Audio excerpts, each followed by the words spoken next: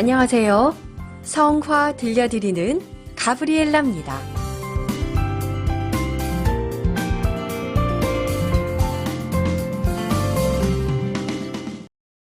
지금 여러분께서는 15세기 초반 르네상스 회화의 최고 걸작으로 꼽히는 작품인 서재에서 연구 중인 성 예로니모를 보고 있으십니다. 서재에서 연구 중인 성 예로니모를 그린 화가는 안토넬로 다 메시나인데요. 안토넬로 다 메시나는 피에로 델라 프란체스카, 조반니 벨리니와 함께 초기 르네상스 미술을 절정에 올려놓은 당대 최고의 거장으로 불리지요.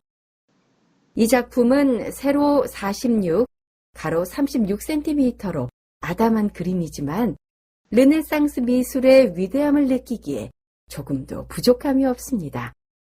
그림에 대한 자세한 설명은 잠시 뒤에 더 해드릴게요. 오늘은 성 예로니모 사제학자 기념일입니다. 예로니모 성인은 4세기 무렵 지금의 크로아티아와 슬로베니아 경계에 있는 스트리돈에서 태어나셨는데요. 예로니모 성인은 그리스도교 가정에서 교육을 잘 받으며 성장했습니다. 그는 이미 어린 시절 당대 가장 유명한 수사학 교사들 밑에서 가르침을 받으며 라틴 고전을 담독했지요. 그 이후 예로니모 성인은 아타나시오 성인이 전파한 동방 수도 생활을 접했습니다. 수덕 생활을 철저히 실천하고자 노력했어요. 그러면서 성경 언어 연구에 매진해 그리스어와 히브리어를 익혀나갔는데요. 예로니모 성인은 안티오키아에서 사제품을 받았고 그 뒤 379년쯤 콘스탄티노플에서 나지안조의 성 그레고리오 주교학자를 만나 공부를 계속했어요. 그래서 오리게네스의 강론집을 비롯한 중요한 작품들을 그리스어에서 라틴어로 번역했습니다. 이렇게 뛰어난 재능을 눈여겨보신 분이 있었어요. 바로 성 다마소 교황님이십니다. 성 다마소 교황님께서는 예로니모 성인의 활동을 적극 지원했지요. 성인은 교황의 지원에 힘입어 복음서와 시편의 개정 작업에 몰두하면서 주석가이자 교사, 영적 안내자로서 활동을 이어나갔습니다. 예로니모 성인은 386년 베들레헴으로 돌아가 420년 선종하는 순간까지 베들레헴에서 성경 본문 연구에 몰두했습니다. 바로 이 순간은 성경 연구와 히브리어 원문을 바탕으로 구약 성경 전체를 라틴어로 번역한 기념비적인 작업 시간이었는데요. 성인의 삶을 온전히 바친 가장 풍요롭고 강령한 시기였다고 말할 수 있습니다. 동시에 예언서와 시편, 바오로 서간에 대해 주해하고 성경 공부 안내서를 집필했습니다. 당시 대다수 서민들은 라틴어를 사용했지만 성경은 일부 라틴어 부분 번역을 제외하고 모두 그리스어로만 쓰여 있었습니다. 성인은 번역 작업을 완수하고자 당신이 가지고 있던 탄탄한 라틴어 소양과 그리스어, 히브리어 지식을 적극 활용했는데요. 그의 번역은 히브리어 문체에 충실하면서도 라틴어의 우아함을 잃지 않았습니다. 성인의 열정적인 노력 덕분에 일반 신자들에게도 성경은 꿈같은 선물이 됐어요. 동시에 신학 용어의 원형을 이루면서 서양 문화사를 특징 짓는 기념비적인 발자국을 남겼습니다.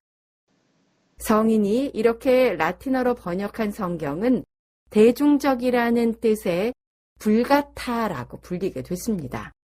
예로니모 성인은 성경을 번역한 뒤에 성경을 풀이한 주해서를 비롯해 성경을 신앙의 이치로 체계화시킨 신학 저술까지 남기셨지요. 예로니모 성인은 420년 무렵 선종하셨는데요. 암브로시오 성인, 그레고리오 성인, 아우구스티노 성인과 함께 서방교회의 4대 교부로 존경받고 있습니다. 이렇게 성경이 대중화된 언어로 번역되고 더구나 성경의 이야기를 신앙의 이치로 체계화시키면서 신자들이 하느님께 나아가는데 커다란 도움이 됐어요. 왜냐하면 성경을 통해서 하느님의 말씀을 들을 수 있기 때문입니다. 자, 이제 그림을 좀 들여다볼게요. 그림 한가운데 붉은 옷을 입은 성직자가 책 읽기 삼매경입니다. 이 그림의 주인공은 바로 예로니모 성인으로 추기경 옷을 착용하고 있습니다. 오른쪽 마루에는 자세히 보시면 사자 한 마리가 어슬렁 거리고 있는데요. 사자는 성 예로니모의 그림이라면 항상 등장하는 성인의 표징입니다. 예로니모 성인이 광야에서 은수자 생활을 할 때 사자의 발에 박힌 가시를 빼준 적이 있어요. 그 뒤 사자는 평생 성인 곁을 떠나지 않았다는 전설을 바탕으로 작가는 이것을 화폭에 담아냈습니다. 시선을 옮겨볼게요. 가구가 아주 멋진데요. 책상과 책장이 한 세트로 되어 있습니다. 아마도 화가 안토넬로 다 메시나가 살았던 르네상스 시대 한 인문학자의 서재를 재현해 놓은 것 같습니다. 액자의 틀을 대신하고 있는 화면 전경의 대리석 건축물과 지면 편집상의 이유로 생략된 공작새 등은 이것이 실제인지 그림인지 착각할 정도입니다. 시선을 이제 실내로 옮겨볼까요?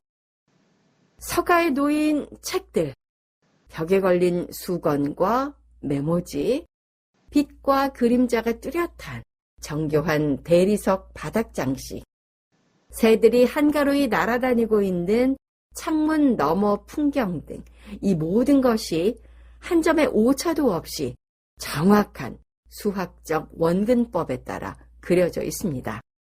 사실 이 부분은 묘사에 대한 화가의 집착이 돋보인다고 할 수 있는데요. 이 무렵 회화란 자연을 거울처럼 정교하게 재현하는 것이었는데 작가 안토넬로 다 메시나는 이것을 성취한 당대 최고의 거장 중에 한 사람이었습니다. 단단해 보이는 대리석 실내가 그림의 액자 같은 역할을 하고요. 서재에 앉아있는 주인공, 즉 예로니모 성인에게 시선을 집중하게 해줍니다. 원근법과 명암법을 충실하게 구현한 실내 공간의 건축 구조는 물론 곳곳에 놓여 있는 갖가지 물건들의 묘사가 아주 세밀해서 그 모습이 돋보입니다. 오늘은 예수님을 너무도 사랑했던 예로니모 성인의 축일로 예로니모 성인을 기억하는 날입니다. 앞서 말씀드린 대로 예로니모 성인은 암브로시오, 아우구스티노, 그레고리오 성인과 더불어 존경받는 서방교회의 4대 교부인데요. 무엇보다 예로니모 성인은 평생을 성서를 번역하고 성서를 연구하면서 지냈습니다. 오늘날 우리가 읽는 성서는 예로니모 성인께서 라틴어로 번역한 성서를 기반으로 하고 있습니다. 예로니모 성인은 성서를 번역하면서 다음과 같이 말씀하셨대요. 성경을 파고드십시오. 성경을 모르는 것은 그리스도를 모르는 것입니다. 성경을 모르는 것은 하느님의 권능도 그분의 지혜도 모르는 것입니다. 라고요. 성서를 읽는 것도 중요하지만 성서를 해석하는 것도 중요하다고 하지요. 예로니모 성인에게 성서 번역의 영감을 주었던 오리게네스는 성서 해석의 3가지 방법을 전해주고 있는데요. 그것은 자구적인 해석, 비유적인 해석, 영적인 해석입니다. 먼저 자구적인 해석은 성서를 있는 그대로의 글로 해석하는 단계지요. 오리게네스는 이런 해석을 가장 초보적인 해석이라고 했어요. 성서의 언어는 문화나 시대, 역사, 민족을 포함하기 때문에 문자 그대로의 해석은 오해를 일으킬 수 있다고요. 성서를 읽는 시대, 문화, 역사, 민족이 다르기 때문입니다. 두 번째는 비유적인 해석입니다. 예수님께서도 많은 비유를 말씀하셨지요. 비유적인 해석은 윤리적이고 도덕적인 가르침을 주고 있습니다. 우리는 하느님 나라의 비유를 통해서 어떤 사람이 하느님 나라에 들어갈 수 있는지 이해하지요. 또 착한 사마리아 사람의 비유를 통해서 우리가 어떻게 살아야 하는지 알게 되기도 하지요. 세 번째는 영적인 해석으로 성서를 통해서 우리는 어디에서 왔는지, 어디로 가는지 성찰하는 것입니다. 성서를 통해서 우리가 이 세상에 온 목적은 무엇인지, 그 목적이 무엇인지 알게 되었다면 최선을 다하고 있는지 성찰하는 것입니다. 성서는 영적인 양식으로, 성서의 영적인 해석은 교회의 신비가들에게 깊은 영향을 주었습니다. 성화 들려드리는 가브리엘라는 오늘 미사의 본기도에 있는 말씀으로 마무리하려고 합니다.